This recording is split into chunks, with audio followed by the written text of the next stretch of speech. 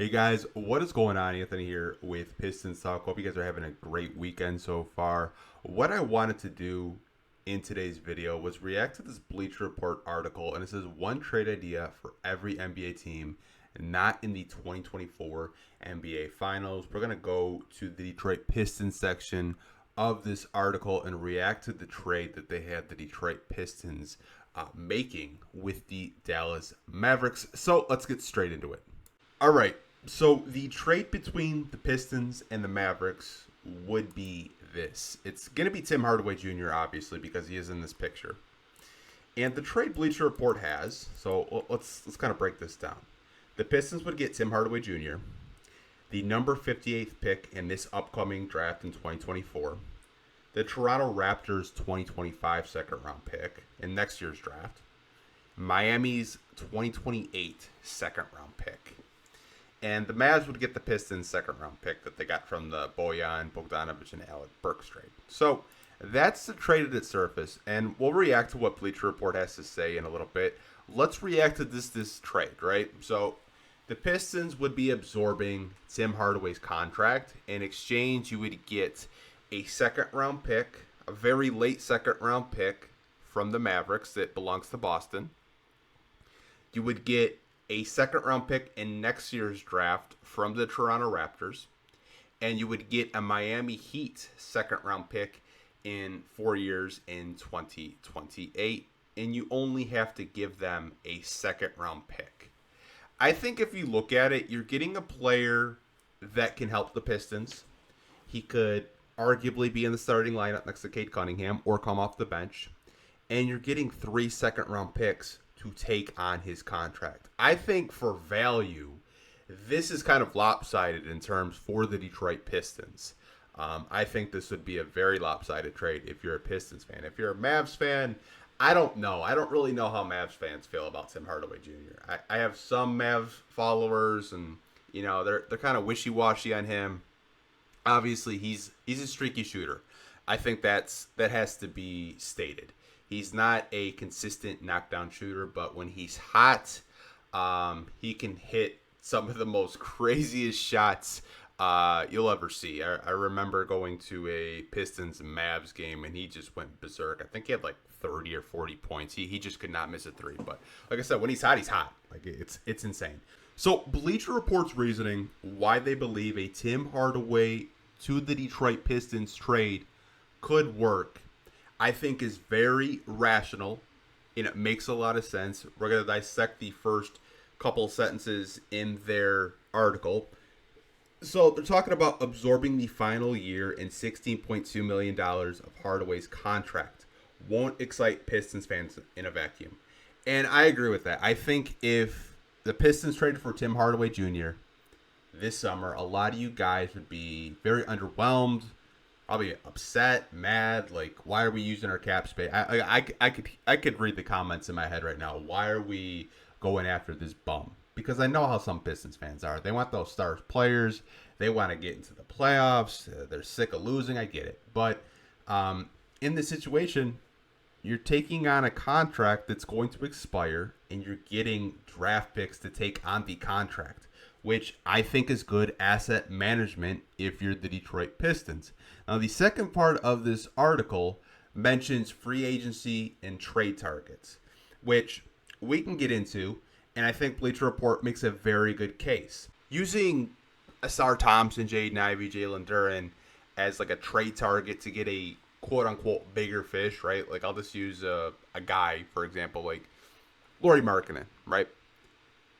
I think could be a really good fit, but the amount of assets that you would probably have to give Utah to get him right now, just to quote-unquote get a better roster, may come back to bite you in the butt. And I think that's what Bleacher Report is trying to say. Like, taking on a Tim Hardaway Jr. isn't really a bad deal if you look at it at the surface.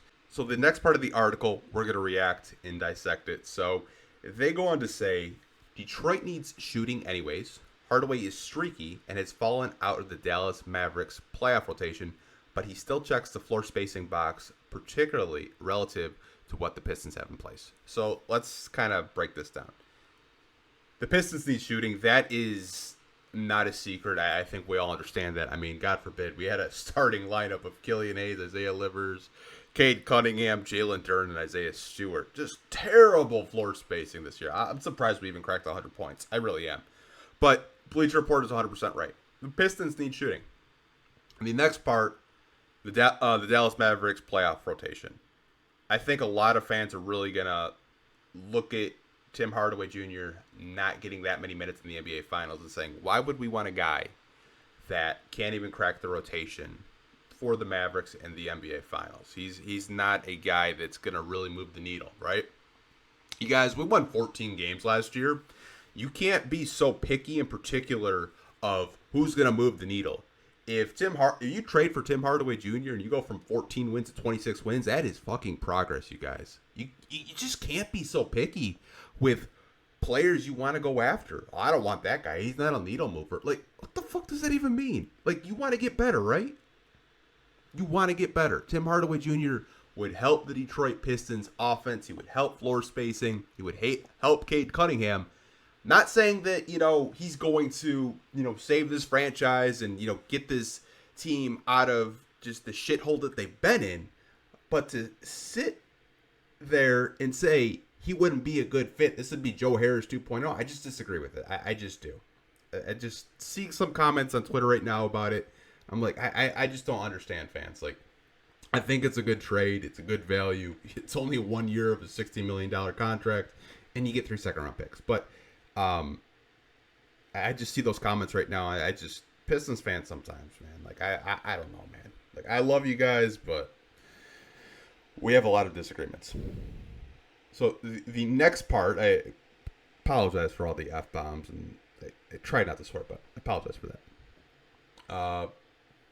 Go on to say getting him a couple, could be seconds, is a rational use of cap space for an organization that has yet to really chart a long-term course. So, another part of the article. So, I think the one thing in Troy Weaver's tenure that he didn't really do was asset management. He didn't really get the most what he could in trades. And I think with this, you're giving up a second, you're taking on a contract for a year, and you're getting more assets in return.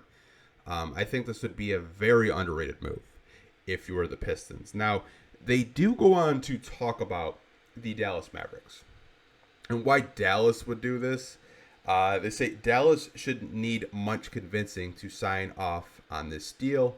It might hesitate at forking over 2 seconds, but completely looping off Hardaway's salary ensures the team will have the full non-taxpayer mid-level exception at its disposal. So the Mavericks, they're not in like cap space hell. Like we did a video, I think this week with Karl Anthony Towns. They're not that bad, but they have hefty contracts. So getting rid of a guy that makes $16 million and you're not really paying him a whole lot. A team like Detroit could use his shooting. They could use the floor spacing. It would help Cade Cunningham and company. It would help whoever the coach is going to be. We still don't know if that's going to be Monty Williams, whatever. But I think when I look at this trade, I think it's a under the radar trade that the Pistons could possibly make. I don't hate it. I think it's a fair trade. I know some people just don't like Tim Hardaway Jr., and I understand that he is a streaky shooter. He's not going to come in here and shoot like 45% from 3 or anything like that. But it's a 15 point per game score that can space the floor, not clog the lanes. Let me know what you guys think of this trade. Would you make a trade like this if it was on the table? Do you agree with Bleacher Report that this could be just kind of a smart asset management? They said using your cap space wisely. Do you agree with them on that? I'll talk to you guys down below in the comment section. Like always, hope you guys are staying safe. Take care, and I'll see you guys tomorrow on the podcast. Have a good night. Peace.